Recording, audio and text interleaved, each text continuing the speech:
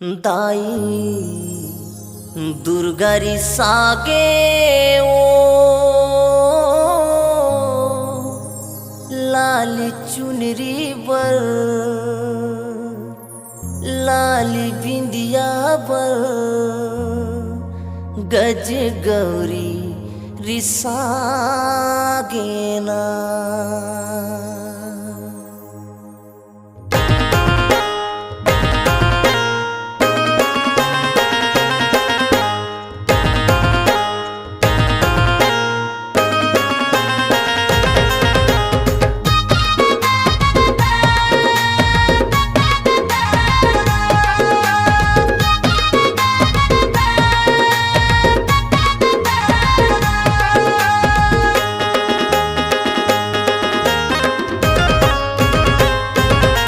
दाई दुर्गारी सागे ओ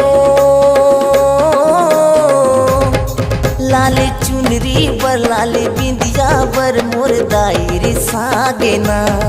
लाली चुनरी बर लाली बिंदिया बर मोर मैया रे सागे ना। गज गौरी नहीं माना थे वो लाली चुनरी बर खन खन कंगना बर मोर दाई रे सागे ना।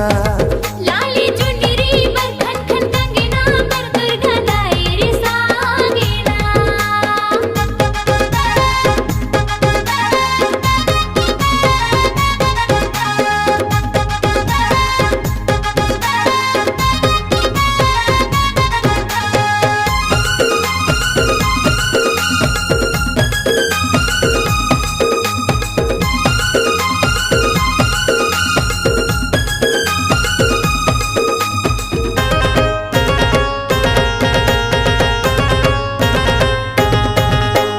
जगमग ज्योति चारों कोती माँ चंदन पिलूड़ी सजावाओ।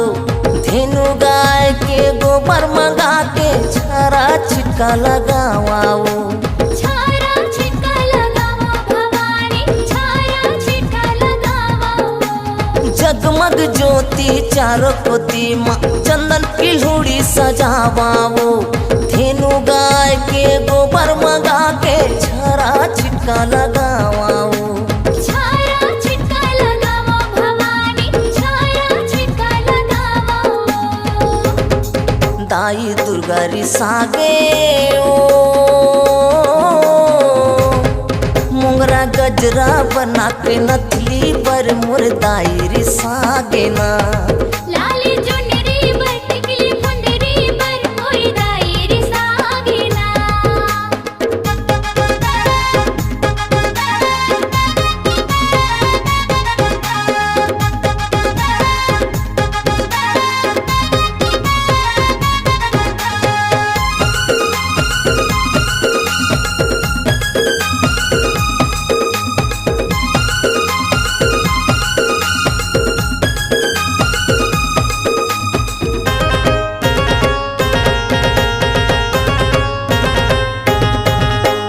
घी कपूर जनेऊ जवारा गंगा जल कलश बैठावाओ।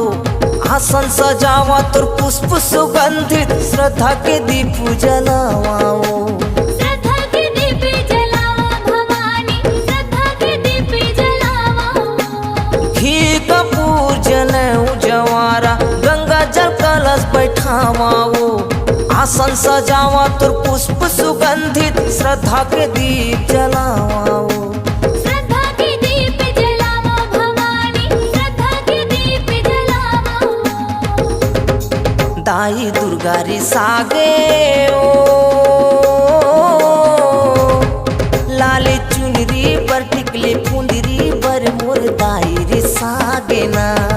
लाली चुनरी बर टिकली फुंदरी बर मोर दाई रे सागे ना। दुर्गा दाई रे सागे ओ लाली चुनरी बर लाली बिंदिया बर मोर मैया रे सागे ना। लाली चुनरी बर टिकली फुंदरी बर मोर दाई रे सागे ना। मोरे दाई रे सागे ना। महामाई रे सागे ना। गज गौरी रे सागे ना।